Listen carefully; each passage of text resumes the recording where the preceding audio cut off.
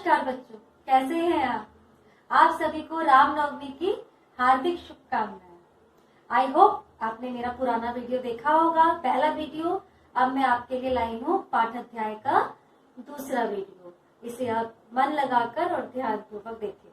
4th और 5th में कल मैंने आपकी व्याकरण का पाठ 1 हमारी भाषा लिपि एवं व्याकरण में से आपको भाषा का स्वरूप एवं उसके रूप, यानी कि भाषा हमारे अस्तित्व में किस प्रकार से और लगभग लाखों वर्षों के बाद हमारे अस्तित्व में भाषा आई।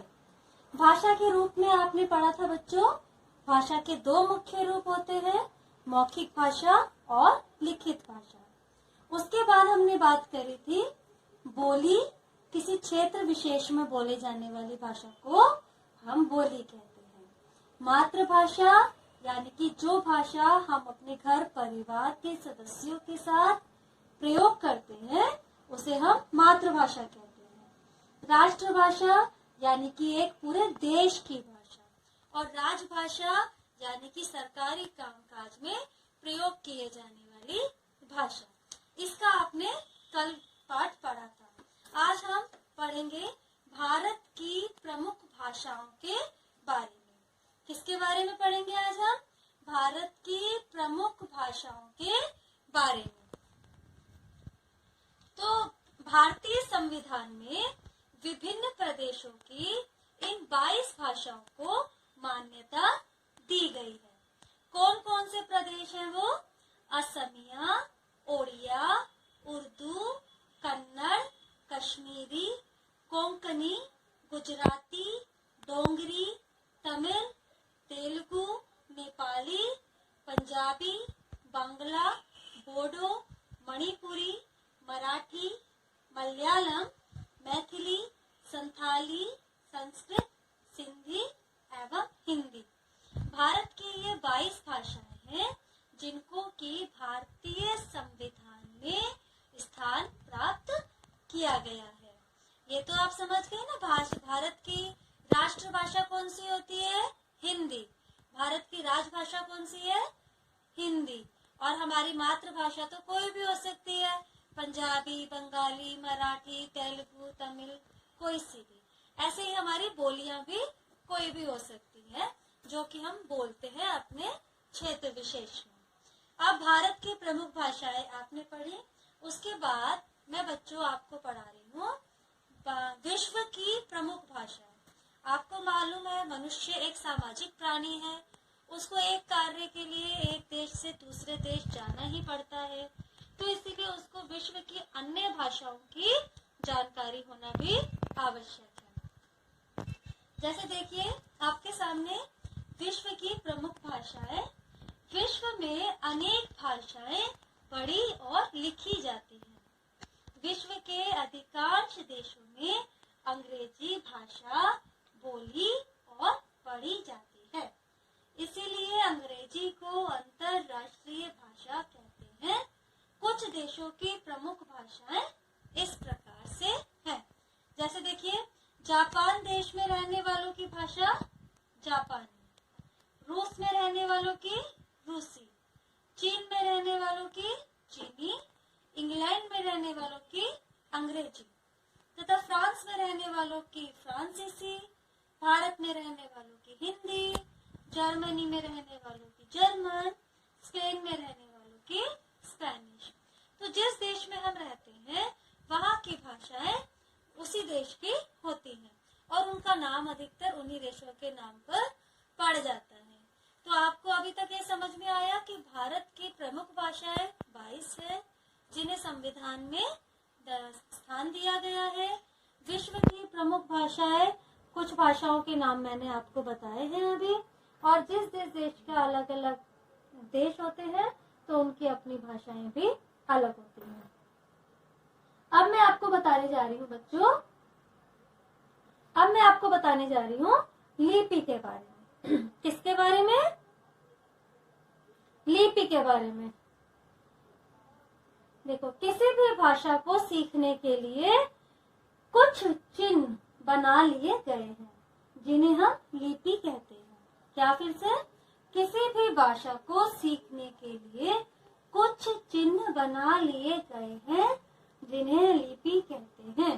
लिपि के माध्यम से ही हम अपनी बात को लिखकर कह सकते हैं। मौखिक रूप में तो हम अपनी कोई भी भाषा कह सकते हैं, लेकिन लिखित रूप के लिए हमें लिपि की ही आवश्यकता होती है। इस प्रकार लिपि की हम परिभाषा बता सकते हैं कि भाषा की प्रत्येक ध्वनि के लिए अलग चिन्ह होता है। इन चिन्हों के लिखे हुए रूप को ही लिपि कहा जाता है। फिर से समझिए, भाषा की प्रत्येक ध्वनि के लिए अलग अलग चिन्ह निश्चित किए जाते हैं। इन चिन्हों के लिखे हुए रूप को ही हम लिपि कहते हैं। प्रत्येक भाषा की अपनी लिपि होती है। प्रत्येक भाषा की अपनी लिपि होती है।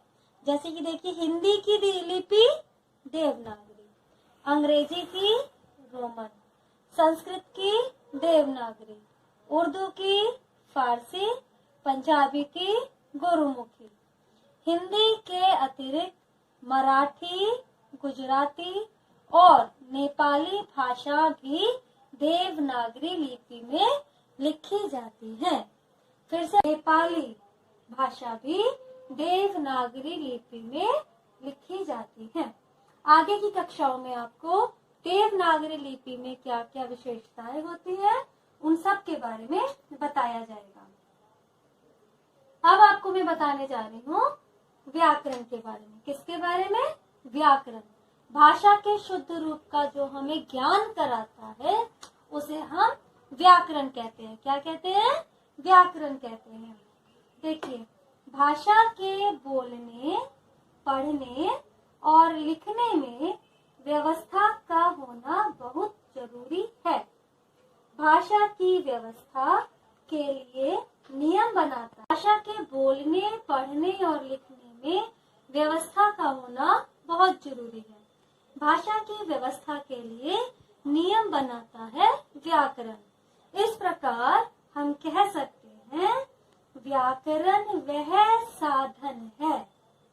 व्याकरण वह साधन है जिसके माध्यम से हम किसी भी भाषा को शुद्ध रूप में पढ़ने, लिखने और समझने का ज्ञान प्राप्त करते हैं।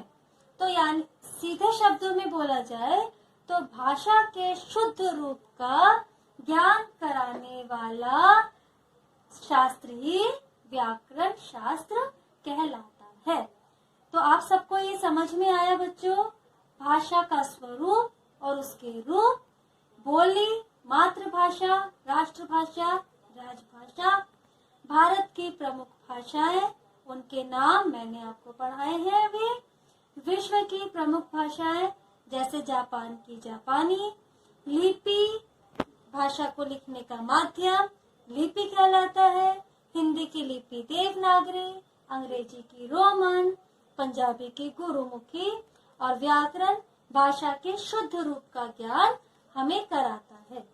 तो क्लास 4th एंड 5th के सभी स्टूडेंट्स इस पाठ को बहुत ध्यान पूर्वक समझेंगे और अपने मन में आई हुई जिज्ञासाओं और प्रश्नों को एक अलग पुस्तिका में, एक नोटबुक में आप नोट कीजिए। अगले जब हमारी क्लास शुरू होगी मैं आपकी इन सभी क्वेरीज के आंसर दूंगी। आज आपका पार्ट 1 खत्म हुआ है। अब मैं कल आपको पार्ट 2 करवाऊंगी, इसीलिए पार्ट 1 को आप बहुत अच्छे से आप याद करके रखेंगे। धन्यवाद।